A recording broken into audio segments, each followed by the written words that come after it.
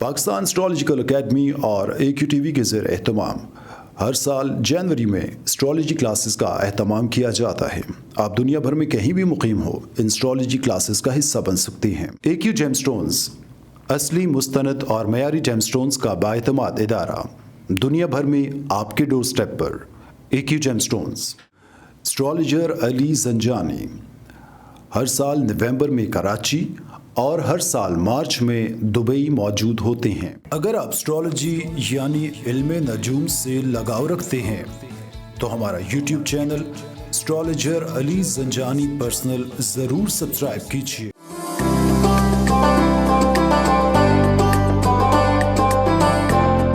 बिस्मिल्लाहिर्रहमानिर्रहीम, अल्लाहुम्मा सल्ली अला मोहम्मद व आले मोहम्मद। अस्सलाम वालेकुम। एस्ट्रोलॉजी की क्लास के साथ आप लोग की खिदमत में हाज़िर हूँ। आज एक बिल्कुल डिफरेंट चैप्टर, डिफरेंट मौजू के साथ आप लोग की खिदमत में हाज़िर हूँ। आज हम पढ़ेंगे वक्ती ज़ायचा यानी ट्रांजिट एनालिसिस जो है वो कैसे किया जाता है, किस तरह से उसको देखते हैं। अक्सर ये सवाल मेरे पास आता है कि पैदाइशी एतबार से जो प्लैनेट्स की पोजीशन होती है, क्या वही असरात सारी ज़िंदगी इंसान की ज़िंदगी में मुरतब रहेंगे? क्योंकि सितारे जो हैं ये तो हर वक्त गर्दिश में रहते हैं, ये हर वक्त मूव करते रहते हैं। तो उनकी जो करंट पोजीशन है कि हमें कैसे पता चलेगा कि करंट पोजीशन को कैसे देखते हैं, उसका एनालिसिस जो है वो कैसे किया जाता है, उसको किस तरह से हमने देखना है, ये सारी चीज़ें आज के इस लेक्चर में मैं आप लोगों को आपके जो सॉफ्टवेयर आपके पास मौजूद है उसी सॉफ्टवेयर की मदद से आप लोगों को बताऊंगा कि ट्रांजिट का ज़ायचा कैसे बनता है, कैसे उसको देखा जाता है और उसका जो एनालिसिस है उसका किस तरह से हम कर सकते हैं। पैदाइशी एतबार से जो भी आप ज़ायचा बनाते हैं, उस ज़ायचे को बनाने के लिए नाम, date of birth, time of birth और सिटी ऑफ बर्थ रिक्वायर्ड होता है कि वो एक प्लैनेट्स की ऐसी पोजीशन होती है जो उस वक़्त लॉक हो जाती है कि आप क्या नसीब लेकर पैदा हो रहे हैं, आपका मिजाज क्या है, आपको ज़िंदगी में पैसा कितना मिलेगा, आप मेहनत कितनी करेंगे, घर से कितने सुखी रहेंगे, प्यार मोहब्बत औलाद का सुख कितना होगा, सेहत के मसाइल कैसे रहेंगे, अज़दवाजी ज़िंदगी शराकतदारी आपकी कैसी रहेगी, हर्डल्स, मुश्किलात, हादसात से कैसे निपटेंगे, नसीब आपका क्या होगा, कामयाबी मुकद्दर होगा या नहीं होगा, वालिदैन से रवैया क्या अपना कर रखेंगे, मज़हबी अक़ायद जो हैं वो आपके कैसे होंगे, करियर कारोबार के अंदर मुस्तक़बिल में तरक्की के हवाले से आपके जो सियारे हैं वो किस तरह से आपको रोशनी फ़राहम कर रहे हैं, क्या ख्वाहिशात ज़िंदगी में पूरी होंगी, अच्छे दोस्त मिलेंगे या हासदीन मिलेंगे, बुग़्ज़ रखने वाले लोग मिलेंगे और आपका हाथ कितना खुला होगा, आप कितनी खल्क़ खुदा की खिदमत करेंगे या अपने अखराजात को लेकर किस तरह से चीज़ों को आगे लेकर चलेंगे। तो ये वो पोजीशन होती है, पैदाइशी एतबार से एक चीज़ फ़िक्स हो जाती है, लॉक हो जाती है कि आप क्या चीज़ें लेकर पैदा हो रहे हैं, किस माशरे में, किस माहौल में आप पैदा हो रहे हैं। फिर उसके बाद देखना ये होता है कि वक्त गुज़रने के साथ साथ हर इंसान की ज़िंदगी में वेरिएशंस आती हैं, चेंजेस आती हैं, तब्दीली आती है, मैच्योरिटी का लेवल बढ़ता है, इल्म बढ़ता है, समझ बढ़ती है, दोस्त बनते हैं, ताल्लुक़ बनते हैं, रिश्तेदारियां होती हैं, कारोबार का आगाज़ करता है, सीखता है, समझता है और फिर इसी तरह अपनी ज़िंदगी गुजारते हुए ज़िंदगी के इख्तिताम की तरफ भी जाता है। तो पैदाइश से लेकर ज़िंदगी के आखिरी अरसे के दरमियान में होने वाले जितने भी हालात वाक़यात हैं वो आपके पैदाइशी ज़ायचे में जो भी प्लैनेट्स की पोजीशन होती है वो जब जहाँ से जिस तरह से गुज़र रहे होते हैं उस तरह से उनके इम्पैक्ट पड़ रहे होते हैं। फिर उसके दरमियान में अगर किसी सयारे की दशा अंतरदशा चल जाए, यानी दौर अकबर हो, दौर असगर हो, वो दौर शुरू हो जाए, तो फिर उन चीज़ों के भी जो असरात हैं वो उस अरसे में हाईलाइट हो जाते हैं कि अगर आप पढ़ाई कर रहे हैं तो एक तवील अरसे तक, जैसे आप स्कूल में हैं, स्कूलिंग है, एजुकेशन है, तो एक तवील अरसे तक आपने लेनी है। फिर आपने अगर किसी जगह पे नौकरी शुरू कर दी, ऐसा नहीं है कि आप 1 घंटे के लिए एक ऑफ़िस में जाएंगे, दूसरे घंटे के लिए दूसरे ऑफ़िस में जा रहे हैं, नहीं, वो फिर आपने कुछ अरसा वो चीज़ें चलानी हैं जब तक आपको कहीं से कोई मज़ीद अच्छी ऑफ़र ना आ जाए। अगर आप किसी के साथ शादी कर रहे हैं तो आखिर ऐसा क्या हुआ कि उस ख़ास वक्त में आपकी शादी हो रही है, 1 साल पहले क्यों नहीं हुई, 1 साल बाद क्यों नहीं हुई? कि औलाद शादी के बाद आपकी औलाद होने का जो अरसा है कि शादी के फ़ौरन बाद औलाद क्यों नहीं है, क्यों औलाद होने में प्रॉब्लम्स आ रही हैं? और अगर पहली औलाद है, फिर दूसरी औलाद है, तीसरी औलाद है, फिर आगे बच्चों की शादियां हैं, उनकी ज़िम्मेदारियां हैं। आज आपके पास बेशुमार दौलत है, आज से ठीक 2 साल पहले क्यों नहीं थी? या 2 साल पहले आपके पास बेशुमार दौलत थी और आज 2-3 साल के बाद क्यों आपके हालात ऐसे नहीं हैं, आप क्यों कर्ज़ की तरफ चले गए? तो ये बहुत सारे सवालात पैदा होते हैं कि पैदाइशी जायचे में जी राजयोग है, पंच महापुरुष योग है, विपरीत राजयोग है, महालक्ष्मी योग है, बहुत सारे ऐसे योग लगे, लेकिन हालात व वाक़यात तो बिल्कुल साथ ही नहीं दे रहे। तो इसका जवाब ये होता है कि जो चीज़ आप लेकर पैदा हो रहे हैं जिस माहौल और जिस माशरे में, वो आपको मिलती तो ज़रूर है, लेकिन उसके लिए आपको एक प्रोसेस से गुज़रना होता है कि वो सियारे, वो प्लैनेट्स जिन्होंने आपको अपने असरात शो करने होते हैं, वो किस वक्त, किस टाइम पे, किस टाइम फ्रेम में वो असरात आप तक पहुँचेंगे। इसको कहते हैं प्रेडिक्शन करना, इसको कहते हैं पेशन गोई करना, या कुछ पुरानी ज़ुबान में इसको कहते हैं हुक्म लगाना, कि प्रेडिक्ट करना कि फ़लाँ अरसे के अंदर आपका जो पैसे का सयारा है वो पैसे के घर से गुज़रेगा या किसी अच्छे हाउस में होगा, तो इस काम की बिना के ऊपर आपके पास पैसे आ सकते हैं। या आपके 7वें घर का सयारा जो है वो अच्छी पोजीशन में जाएगा, तो इस टाइम फ्रेम के अंदर आपकी शादी होने में आसानी रहेगी। या मोहब्बत के मामलात हैं कि अगर 5वें घर का सयारा 8वें घर से गुज़र रहा हो तो आप ये कह सकते हैं कि मोहब्बत के अंदर मायूसी होगी, नाकामी होगी। तो ये वो सारे सवालात हैं जिनका जवाब हमें ट्रांजिट जायचे में, यानी वक्ती जायचे में, जिसको इंटरनेट पे अगर आप देखें तो इसको गौचर के नाम से भी पुकारा जाता है, गौचर भी कहा जाता है। और हमारे सॉफ्टवेयर के अंदर स्क्रीन पे इस वक्त आप लोग देख सकते हैं, सॉफ्टवेयर अगर मैं ओपन करूं, मेन में अगर आप चले जाएं तो यहाँ पर 4th ऑप्शन है, इसको कहते हैं प्रार्थना। प्रार्थना के प्रार्थना के नाम से आपके सामने जब आप इसको क्लिक करेंगे तो एक जायचा ओपन हो जाएगा। अब ये जायचा, ये वही जायचा है जो आपके कंप्यूटर में और लैपटॉप में जो डेट होगी, जो टाइम होगा, और जो आपने बाय डिफ़ॉल्ट सिटी अपनी सेट की होगी कि इस वक्त जो भी टाइम चल रहा है या जो भी वक्त चल रहा है उस वक्त के सियारे, उस वक्त का जायचा, यानी अभी इस वक्त जो डेट है और टाइम इस वक्त जो चल रहा है उसी टाइम का एग्जैक्ट इसने जायचा कैलकुलेट कर दिया कि इस वक्त करंट पोजीशन क्या चल रही है और करंट पोजीशन क्या है। मिसाल के तौर पे इस वक्त करंट पोजीशन में आप देख सकते हैं कि लगना इज़ जेमिनी, के जेमिनी लगन है। जेमिनी लगन का लॉर्ड है मरकरी, और जेमिनी लगन यानी मरकरी जिसका ताल्लुक़ कम्युनिकेशन से है, बोलने से है। कि मिसाल के तौर पे अगर मैं जायचे में अपने आप को ही देखूं कि मैं कर क्या रहा हूं, मैं कर ये रहा हूं कि असेंडेंट मरकरी है, यानी मैं खुद जौज़ा, मैं खुद, और इस वक्त मरकरी का लॉर्ड है 10वें घर में, कि यानी मैं एज अ प्रोफेशनली आप लोगों तक एक नॉलेज जो है वो मुंतकिल कर रहा हूँ। मरकरी जिसका ताल्लुक़ है कम्युनिकेशन से, मरकरी जिसका ताल्लुक़ है बोलने से। और इसके बिल्कुल ऑपोजिट जो हाउस है 7th हाउस, वो है सेजिटेरियस का, जिसका लॉर्ड है जुपिटर। कि आप अगर मुझे सुन रहे हैं तो Jupiter is knowledge, mercury communicate करना, बताना, और जुपिटर है सुनना। तो इस वक्त वक्ती जायचा किस हद तक एक्यूरेसी भी हमें बता रहा होता है कि बताने वाला और सुनने वाला ये दोनों इस वक्त क्या कर रहे हैं। मैं बोल रहा हूँ और आप लोगों तक जो पहुँच रहा है वो एक इल्म है, एक नॉलेज है जो कि एस्ट्रोलॉजी का है, कर्ल साइंसेस का है, वो आप लोगों तक मुंतकिल हो रहा है और वो आप इस वक्त सुन रहे हैं। तो इस तरह से वक्ती जायचे को अगर आपने देखना हो कि इस वक्त कोई शख्स आपके पास आ जाता है, वो आपसे आके कोई भी सवाल करता है, मेरी शादी होगी नहीं होगी, मेरा घर बनेगा नहीं बनेगा, तो जो भी सवाल है क्या मुझे मोहब्बत मिलेगी, नहीं मिलेगी।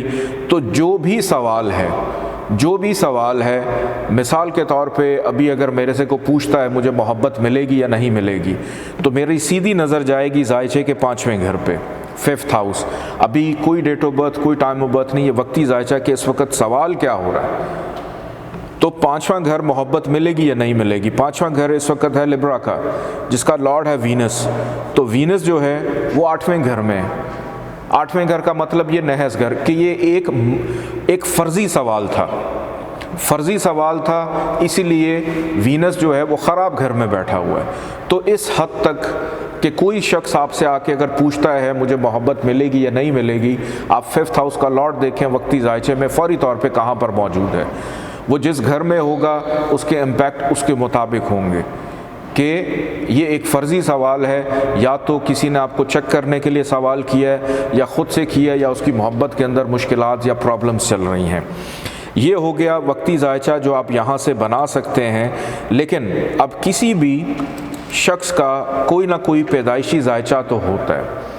आप लोग स्क्रीन पे देख रहे हैं इस वक्त एक मिसाली जायचा आप लोगों के सामने मौजूद है, और इस मिसाली जायचे का जो असेंडेंट है वो है पाइसेस। मैं इसकी सेटिंग थोड़ी सी और चेंज कर लेता हूँ ताकि आप लोगों को मज़ीद सीखने में आसानी हो कि अब असेंडेंट के अंदर जो नंबर लिखा हुआ है वो 12 का मतलब है पाइसेस, कि पाइसेस असेंडेंट का जायचा इस वक्त हमारे सामने है। और हम चले जाते हैं ये देखने के लिए कि आजकल इस साहिब जायचा के ज़िंदगी के हालात व वाक़यात किस तरह से गुज़र रहे हैं। तो आप मेन में जाएंगे, मेन में तीसरी ऑप्शन है ट्रांजिट की, कि ट्रांजिट आपने खोल लिया, और ट्रांजिट में से अब आप देखेंगे कि ये साहिब जायचा जब पैदा हुआ तो पैदाइश के वक्त पैदाइशी जायचे में जुपिटर यानी इसके अपने ही घर में मौजूद था। जुपिटर अपने ही घर में मौजूद है, और यहाँ पर यानी अपने घर का मालिक अपने घर में हो तो जुपिटर को मिलता है पंच महापुरुष योग, कि ये साहिब पैदाइशी तौर के ऊपर एक राज योग लेकर पैदा हुए। और जब पैदा हुए थे तो उस वक्त जुपिटर की डिग्री थी 14, कि जुपिटर फुल एज में था, एक अच्छी ताकत लेकर बैठा हुआ है, कि साहिब जायचा एक अच्छा नसीब लेकर पैदा हुआ है। अब ये साहब सवाल ये करते हैं कि आजकल मेरे अखराजात मेरे कंट्रोल से बाहर हैं, आजकल मैं एक बड़े मुश्किल दौर से गुज़र रहा हूँ, मुझे नज़र बहुत लग रही है, मेरे हासदीन बहुत ज़्यादा हो गए हैं, मैं सोच रहा हूँ कि मैं इस मुल्क को छोड़कर कहीं बैरून मुल्क चला जाऊँ। अब इसकी वजह क्या है?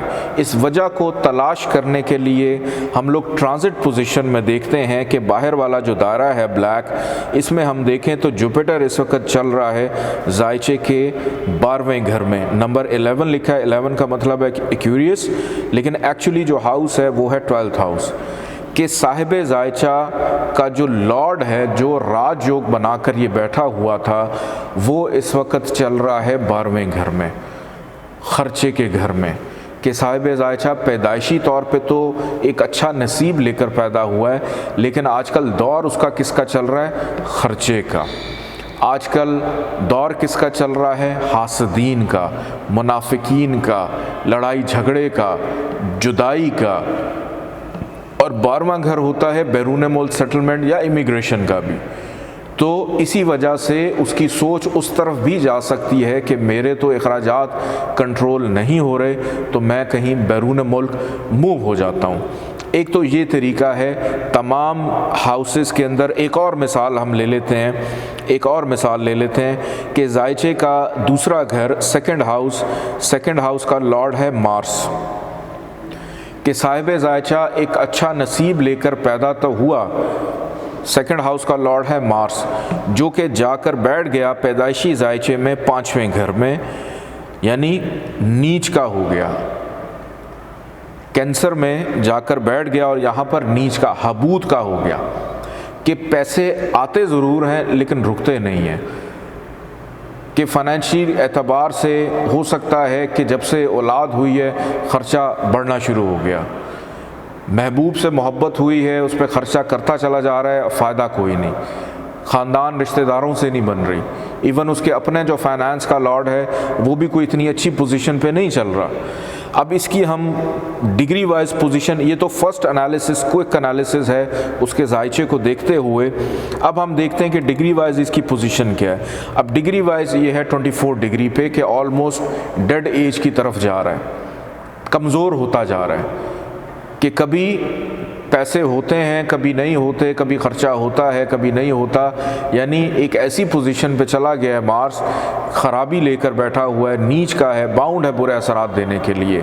जहाँ पर बैठा है औलाद से भी प्रॉब्लम देगा, महबूब से भी प्रॉब्लम देगा, पैसे आएंगे ज़रूर लेकिन पैसे रुकेंगे नहीं। तो ये चीज़ें हमें बताती हैं कि अब हम देखते हैं कि वक्ती जायचे में जो मार्स है वो कहाँ से गुज़र रहा है। वक्ती जायचे के अंदर ब्लैक जो सर्कल है उसमें मार्स इस वक्त मौजूद है 11वें घर में, नंबर 10 जहाँ पे लिखा है, इसका मतलब है कैप्रिकॉर्न, और घर है 11वां। यहाँ से कि मरीख आजकल शर्फ का चल रहा है, उच्च का चल रहा है, और यहाँ से बैठकर नज़र डाल रहा है 5वें घर को, लेकिन पैदाइशी तौर पे ख़राब है। तो इस शर्फ का भी कोई फ़ायदा होने वाला नहीं है कि अच्छी पोजीशन के अंदर मौजूद तो है लेकिन पैदाइशी एतबार से ख़राब सियारे को शर्फ मिला हुआ है कि जो दौलत पैसा कारोबार में मुनाफा उसको मिल रहा है वो या तो अपने दोस्तों को दी जा रहा है, या बड़े बहन भाइयों की खिदमत कर रहा है, या समाजी सियासी हलकों में वो खिदमत करता चला जा रहा है, सोशल हलकों में खिदमत कर रहा है। तो इस तरह से ट्रांजिट पोजीशन के अंदर जाके इन चीज़ों को देखा जाता है। फिर इसके साथ साथ एक और चीज़ भी है कि हमें ये भी देखना है कि आजकल दौर किसका चल रहा है, दशा अंतरदशा किसकी चल रही है। तो दशा अंतरदशा देखने के लिए राइट साइड के ऊपर आपके पास एक कॉलम आ रहा होता है जिसमें लिखा हुआ है शुरू में केई, केई का मतलब है केतु, यानी दौरे अकबर चल रहा है, महादशा। दूसरे कॉलम में है केई, ये है अंतरदशा, ये भी केतु की चल रही है। केतु को तलाश करते हैं इसके जायचे में, तो केतु इस वक्त बैठा हुआ है जायचे के 10वें घर में पैदाइशी एतबार से, और केतु साहिब जायचा के लिए चूँकि इस घर का लॉर्ड है जुपिटर, और जुपिटर के लिए एंटी है, तो केतु का दौर भी चल रहा है। तो जब तक केतु की दशा अंतरदशा चलेगी साहिब जायचा को काम काज, कारोबार, तरक्की, प्रमोशन में प्रॉब्लम्स रहेंगी। प्रियंतर दशा अगर हम देखें तो वो साहिब जायचा की चल रही है वीनस की, वीई।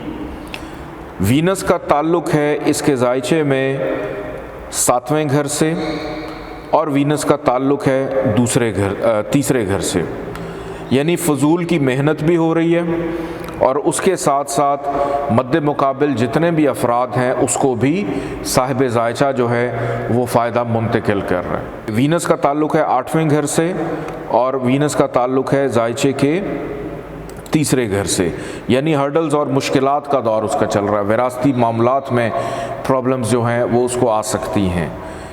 तो इस तरह से हम लोग देखते हैं कि पैदाइशी एतबार से जायचा क्या है, वक्ती एतबार से प्लैनेट्स की पोजीशन क्या चल रही है। फिर तीसरे नंबर पे हमने ये देखना है कि उसकी दशा अंतरदशा जो है वो किस चीज़ की चल रही है, तो उसके मुताबिक उन चीज़ों का एनालिसिस करके, प्रेडिक्शन करके आप उसको बता सकते हैं। फिर उसके बाद डिग्रीज़ का देखना बहुत ज़रूरी है कि कौन सा प्लैनेट करंट पोजीशन में किस डिग्री के ऊपर चल रहा है, पैदाइशी एतबार से वो क्या ताकत लेकर पैदा हुआ था, उसकी क्या डिग्री है।